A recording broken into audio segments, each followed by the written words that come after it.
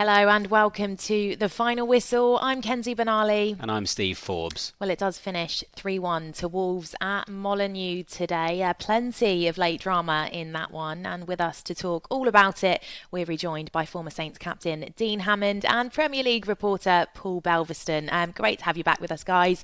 Dean, we'll come to you first. What did you make of that performance today? I think some disappointment at the result, some frustration from the result as well. I don't think Wolves were a clear 3-1 winners today. I thought Southampton first half dominated the game and played very, very well and had opportunities. I think they had 9 corners in the first half, maybe 5 in the first 6 or 7 minutes. So started the game very, very brightly, had opportunities.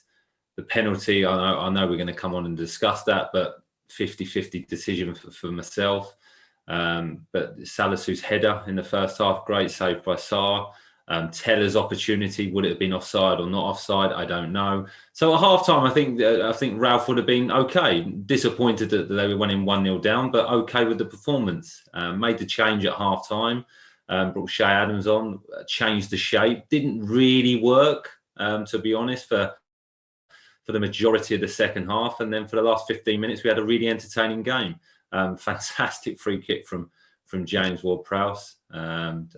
Wolves obviously went 2-0 up as well, and a little bit of indecision from Fraser Forster, I think, there. But like I said, brilliant free kick from James Ward-Prowse. And Southampton almost got themselves back into the game with some brilliant play with Adam Armstrong, Stuart Armstrong, and probably the first time we saw Bednarak get further down the field in an attacking position when he went to right back with a brilliant cross, and then Perot with a header. So you almost think there's a 2-2 draw. And then again at the end, just, on the break, Wolves get that third goal. So I think some disappointment, a couple of errors, individual errors from the players in important moments in the game, and just unfortunate, I think. Yeah, Belvers, it did look like we could claw our way back into it after that James Ward-Prowse free kick. It wasn't to be today, though. What did you make of that performance? Yeah, I was really quite flat with about 10 minutes to go. Thought, Wolves we talked about how organised, well-drilled and solid they are, but, they were without Romain Saiss and Ruben Neves, who are 2 of their stalwarts, their ever-presence, really. And I thought after Tuesday night against Brentford, I thought, right, this is going to be quite exciting. Momentum, the chests out. Southampton are really going to give this a go, and there were some very positive signs. First half, that second half though, it all just sort of seemed to disappear suddenly. It's one of those frustrations that always comes unless you support a Manchester City or a Liverpool. Every other team in the division just can't find that consistency, and Southampton have these spells and these games where you do sort of wonder, where is it all going to come from? And then suddenly that last 10-15 minutes it all caught fire, and it would have been, how different the feeling would have been if we were sitting here having nicked a 2-2 draw after, I've never seen Prowse hit a free kick like that. We're used to him sort of curling him in the top corner. I don't know if everyone watching this has managed to see the game and see the goals, but whatever you're doing, track that one down and watch it over and over and over again, because Jose Sarr's a cracking goalkeeper.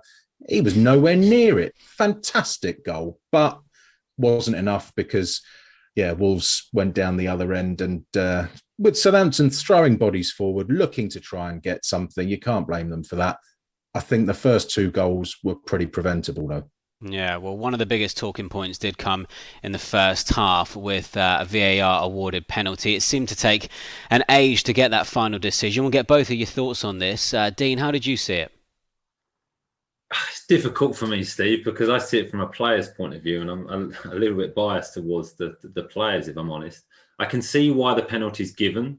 I can see why the rule book, that the why it was given in terms of the officials. But from my point of view, when Bednarak actually makes the foul and has contact with the player, the Wolves player, I can't remember who it was, is not actually attempting to strike the ball, not actually attempting to get a shot away at goal. He's in the vicinity of Bednarak, and there is contact 100%. So technically you could say it was a foul, but I don't think he's actually going to score. So I don't think Bednarak prevents him from a goal scoring opportunity. That would be my opinion. That would be my disappointment. And the second thing, we've just kind of discussed it off air, that, you know, when the referee makes a decision who doesn't give the penalty, he actually gives a corner after a couple of good tackles from the Southampton players, that then VAR reviews it. And I believe VAR only asks the referee to go to the monitor if it's a clear and obvious decision that he's made wrong. Now, VAR have looked at it probably from 5 or 6 different angles and taken 2 or 3 minutes. So I don't see how that's clear and obvious. Clear and obvious would be one review, maybe from 2 different angles, ask the referee to go and review it from the monitor and allow him to see it again. So I think that's the frustration and disappointment. From a player's point of view, I think it's soft, but also I can understand why, from the rule books, why it's given. Yeah, Paul, it was hard to see watching from home whether Bednarek did make any contact with the ball ever so slightly before clashing with the Wolves player. And I suppose Dean touched on it there. Is it clear and obvious that he's made an error in not giving the penalty to begin with? I think the problem was that it was kind of in 2 stages from Jan Bednarek, wasn't it? He grazed the ball the first time, and then second time he took out the player. Now, if he had connected with it properly first time and then taken out the player afterwards, that wouldn't have been a penalty. And then it led to one of those situations where you're never going to, as the officials, you're never going to please both sides. Both sides are never going to end up happy because one is ferociously screaming that it's a penalty, absolutely convinced, the other side convinced it isn't. I think it was careless from Jan Bednarek, and unfortunately, that's a word in the IFAB rulebook in a challenge like that. It was, if he'd connected with it properly the first time, it wouldn't have been a penalty. And then as far as the clear and obvious thing, and sending the referee to the monitor, there's been a lot talked about in the last couple of weeks, really, about, you know, why do they even bother sending the referee to the monitor? Because as soon as that happens, you know the decision's going to be overturned. I'm convinced it's more of the VAR saying to the on-field referee, we think that is a penalty, mate. Go and have a look so you can explain to the players on the pitch why we're changing your mind, kind of thing. I don't know if that's an official explanation, but I think that's the way it does seem to be heading, because you never see a referee go over to the monitor and then say, no, do you know what? I'm going to stick with my decision. And it's so frustrating when you are seeing those 5 or 6 angles, you're seeing them played over and over again. It's more frustrating for the travelling fans, for all the fans in the Molineux Stadium who didn't have a clue what was going on. They just had a slate on the big screen that said checking possible penalty. It's a system that really does need to be improved, I think, for all sorts of reasons. If you're watching something for 2 or 3 minutes, do you really need to overturn it? It's not an obvious mistake in that case for me. Yeah, it's certainly an interesting one, isn't it? Well, Dean, there was a challenge on Romeo in the penalty area at the start of the second half. What were your thoughts on that one? Well, when it happened, I shouted foul. And I think the frustration with that incident is that anywhere else on the pitch, it's a foul. You would be given the foul because Oro gets to the ball first, and then afterwards there's contact and he goes down. I think the difference in that moment, it didn't lead to another action. I think the ball was cleared very, very easily. Also, I believe, and this is not right, but I think there was no pressure from the Southampton players. There was no appeal. There was no surrounding the referee. Now, I'm not calling for that to happen. I don't think that's necessary, but I don't think the referee had a decision to make, if that makes sense. He could just quite easily and comfortably get on with the game without anyone questioning his decision. Even Romeo didn't really make a fuss of it, really. So it's an interesting one because it is a foul. You know, he gets to the ball first, there's contact, he's kicked, he goes down. It's definitely a foul. The problem is it's in a penalty area and it turns into a really, really big decision, which the referee was never really going to get because he's not under pressure to make a different decision. So I think that would be soft as well, if I'm honest. But anywhere else on the pitch, it is a free kick. Yeah, well, Paul, Connor Cody got Wolves' second goal in somewhat bizarre circumstances when Fraser Forster kind of got caught in 2 minds. How did you see that one? Well, I like Fraser Forster a lot. I've spent a little bit of time with him, had some good chats with him. He's got a cracking sense of humour. I really do like the bloke, but I think he should have done better with both goals, to be honest. I think the penalty, he moved very early, and Raul Jimenez, his mind was made up. He could just slot it in very calmly and compose the other side, because because he psyched Fraser Forster out, I think, as much as anything. He waited as long as he needed to. Down went Forster. The second goal, again, definitely at fault. It's a free kick from the left-hand side, and he comes out into no man's land. And that is always going to put the defenders off.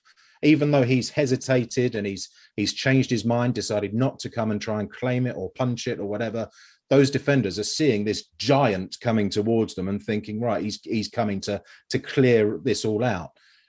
As soon as he stopped, as soon as he paused and hesitated, you knew that I think was it Max Kilman, who had a fantastic game, he was going to get the header.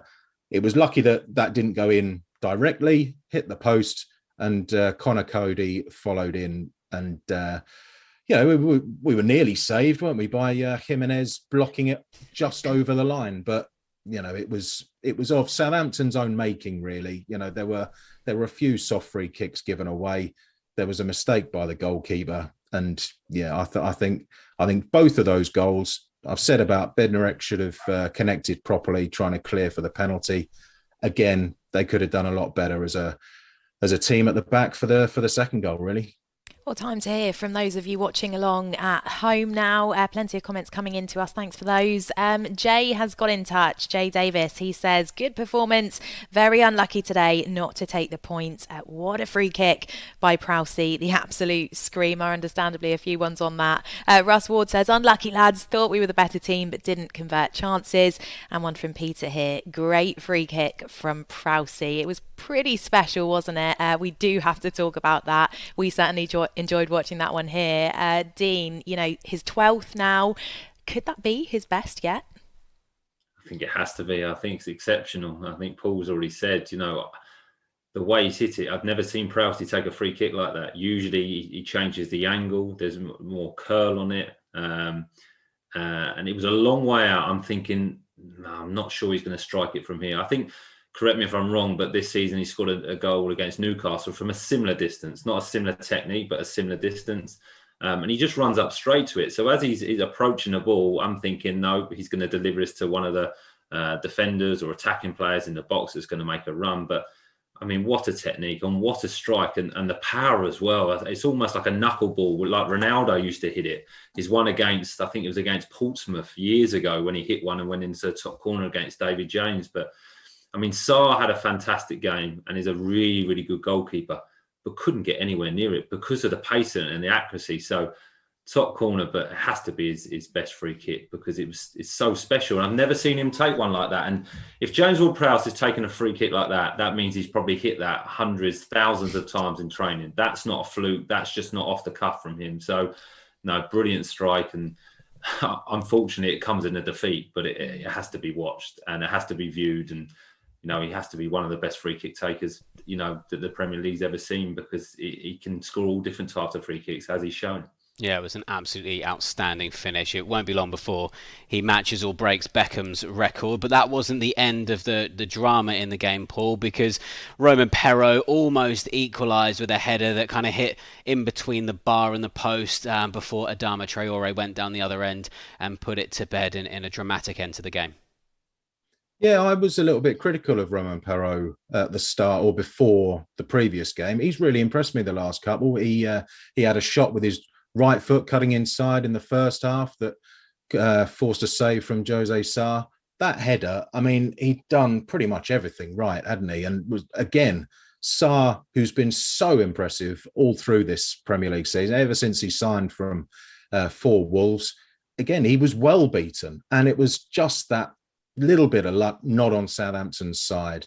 Earlier on in the first half, Mohamed Salisu, up he rises, 4 or 5 yards out from a corner, great header, and Sarr somehow claws it away. If you're going to be really picky, he could perhaps have picked a slightly different direction or hit it lower or whatever, but it was one of those days where Southampton, the stats will show Southampton had a lot of attempts on target, but I think most of them were very comfortable. And then suddenly the game came alight thanks to Prowse's free kick.